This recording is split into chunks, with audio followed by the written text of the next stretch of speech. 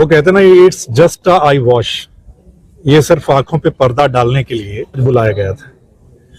कुछ और सोचकर आए थे या कुछ और सोचकर हमने अप्लाई किया था, उसके लिए ये नहीं, एक फॉर्मेलिटी पूरी की गई आज। ये जो C&V की प्रक्रिया जिसको बोला गया चेक एंड वेरिफिकेशन, यानी सुप्रीम कोर्ट के जो आदेश है, निर्देश है, उनको भी नहीं माना जा रहा। हरियाणा विधानसभा चुनाव 2024 में रानिया विधानसभा सीट पर इंडियन नेशनल लोकदल के प्रत्याशी रहे अर्जुन चौटाला ने कड़े मुकाबले में कांग्रेस प्रत्याशी सौरमित्र कंबोज को 4191 वोटों से हराया था। लेकिन अब रानिया हलके के कांग्रेस प्रत्याशी सौरमित्र कंबोज ने चुनाव आयोग को शिकायत देकर के रानिया हलके के 9 बूथों पर रिकाउंटिंग करवाने की मांग की थी, जिसके बाद जिला निर्वाचन कार्यालय से सभी को नोटिस जारी किया गया और इसी को लेकर के इन 9 बूथों पर रिकाउंटिंग की मांग जो चल रही थी उस पर संज्ञान लिया गया। और इस पर कांग्रेस प्रत्याशी रहे सौरमित्र कंबोज ने कहा कि जो चुनाव हुए थे, जो वोट पोल हुए थे, उनकी गिनती करवाने के लिए चुनाव आयोग को शिकायत दी थी, लेकिन चुनाव अधिकारियों ने रिकाउंटिंग की बजाय चेकिंग एंड वेरिफिकेशन के लिए मॉक पोल की प्रक्रिया की। अब वो गुरुवार को जो चेक एंड वेरिफिकेशन की प्रक्रिया थी, मगर इसमें सुप्रीम कोर्ट के आदेशों की भी अवहेलना की गई। चुनाव का जिस दिन रिजल्ट आया था उस समय नियम होता है, जो संतुष्ट नहीं होता वह 7 दिन के अंदर अप्लाई कर सकता है। उन्होंने 9 बूथों पर ऐतराज जताया था और 9 बूथों की फीस भी जमा करवाई। सोचा था 9 बूथों की EVM और वीवीपैट हमारे सामने आएगी और डाटा मैच किया जाएगा, लेकिन ऐसा नहीं हुआ। अधिकारियों ने मॉक पोल प्रक्रिया शुरू की तो उन्होंने इसे बीच में ही रुकवा दिया। जो 9 बूथों की उन्होंने डिमांड की वह डाटा उन्हें नहीं दिखाया गया। एक मशीन खोली थी और दूसरी उन्होंने बंद करवा दी क्योंकि वे संतुष्ट नहीं हुए। अब वे सुप्रीम कोर्ट में इसे रखेंगे। आगामी 21 जनवरी को उनकी सुनवाई है। वे मॉक पोल नहीं चाहते, जबकि C&V चाहते हैं, जो होनी चाहिए।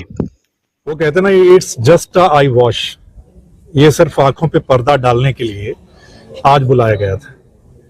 कुछ और सोचकर आए थे या कुछ और सोचकर हमने अप्लाई किया था, उसके लिए ये नहीं, एक फॉर्मेलिटी पूरी की गई आज। ये जो C&V की प्रक्रिया जिसको बोला गया चेक एंड वेरिफिकेशन, यानी सुप्रीम कोर्ट के जो आदेश है, निर्देश है, उनको भी नहीं माना जा रहा। ये सुप्रीम कोर्ट के आदेश निर्देशों को भी नहीं माना जा रहा कि किस तरीके से चेक एंड वेरिफिकेशन होगी। हमने जब चुनाव का नतीजा आया था तो 7 दिन का समय होता है कि अगर किसी को कोई ऑब्जेक्शन है तो आप अपना ऑब्जेक्शन फाइल करें, मांग करें, और बकायदा एक प्रोसीजर होता है।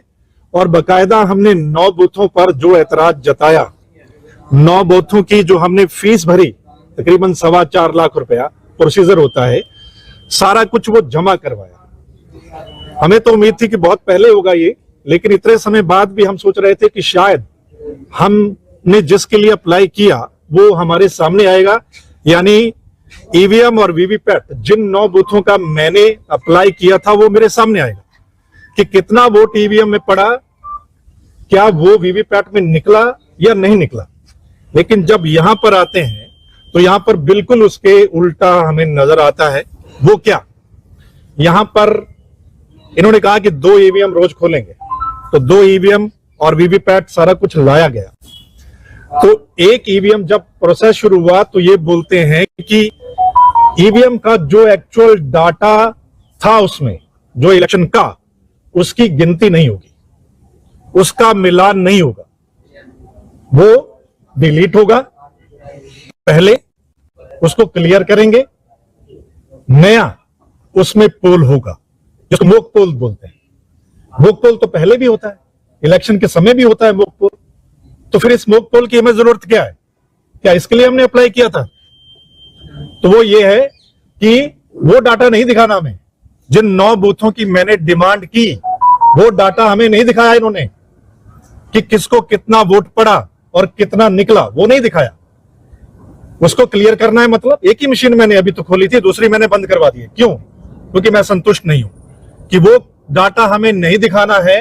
एक नया कुछ सिंबल बनाएंगे, नया नाम, उस पे आप वोट कीजिए और फिर उसको काउंट कर लिया जाएगा उस मशीन को।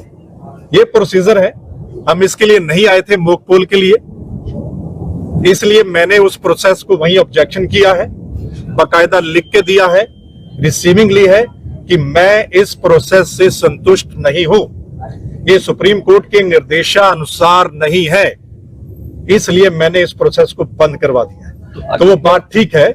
आगे पड़ाव क्या रहेगा?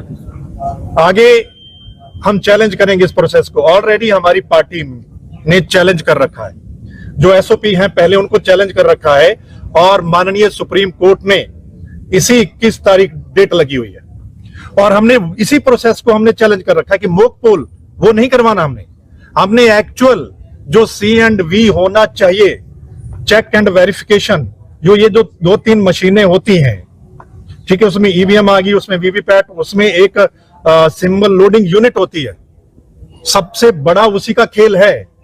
हम चाहते हैं कि वो चेक करवाइए हमें, क्या वो सही है या वो सिस्टम गलत है। वो नहीं, ये कुछ और निकला है, यानी मॉक पोल हम आपको करवा देंगे।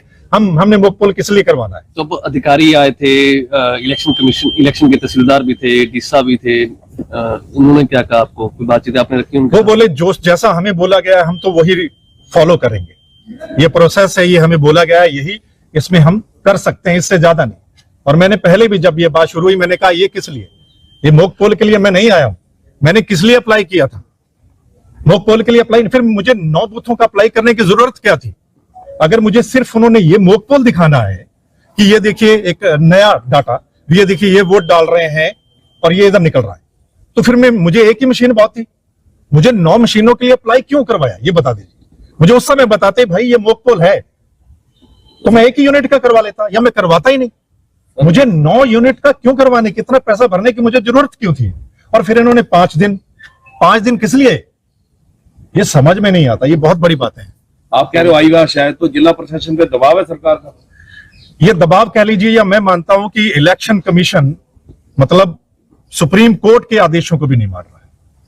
मैं 2-4 दिन पहले ही सुन रहा था, जो हमारे मुख्य चुनाव आयुक्त हैं राजीव कुमार जी, जब वो दिल्ली का इलेक्शन डिक्लेयर कर रहे थे तो वो बहुत शायरी भी बोल रहे थे, और उन्होंने एक बात बोली थी, उन्होंने ये बात बोली थी कि भाई बहुत हल्ला मच रहा है, बहुत लोग इल्जाम लगा रहे हैं, सब कुछ क्लियर है, हमें कोई एक बूथ के भी बारे में बोलेगा, अगर कोई इल्जाम लगाएगा तो हम वो चीज जो है वो क्लियर करेंगे।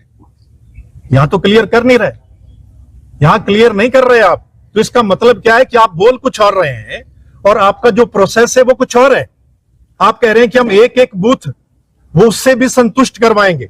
अगर किसी को ऐतराज है, किसी को शक है, तो आप एक बूथ का भी यानी कि संतुष्ट करवाएंगे, लेकिन यहां नहीं करवाया जा रहा। मैंने 9 बूथों के लिए अप्लाई किया है, आप तो एक बूथ का भी मुझे संतुष्ट नहीं करवा रहे हैं कि एक्चुअल में जो चुनाव हुआ था, जो मतदान हुआ था, आप मुझे वो दिखाइए कि ईवीएम में कितना पड़ा और वीवीपैट में कितना निकला, आप मुझे वो दिखा दीजिए। आप वो नहीं दिखा रहे तो इसका मतलब क्या? अब लड़ाई आगे सुप्रीम कोर्ट में होगी। बिल्कुल, हमारी सुप्रीम कोर्ट में याचिकाएं कई लगी हुई है, पंजाब हरियाणा हाई कोर्ट में भी लगी हुई है, और हमने एसओपी को चैलेंज किया है कि ये क्या है।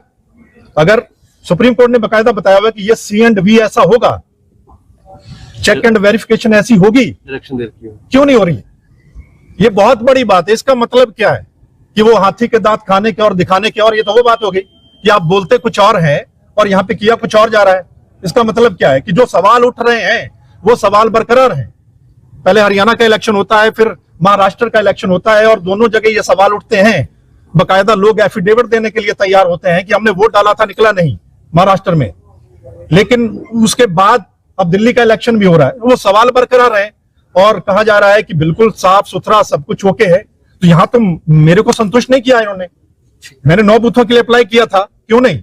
मैं चाहता हूं कि जो एक्चुअल डाटा था वो मेरे को दिखाया जाए, और अगर सिर्फ वो डिलीट करके नया पोल करवाना है तो उसका कोई मतलब नहीं, उसका कोई मतलब नहीं। मैंने तो चुन चुन के वो 9 बूथ दिए थे ना, ऐसे तो क्या मतलब है? इसका कोई मतलब नहीं।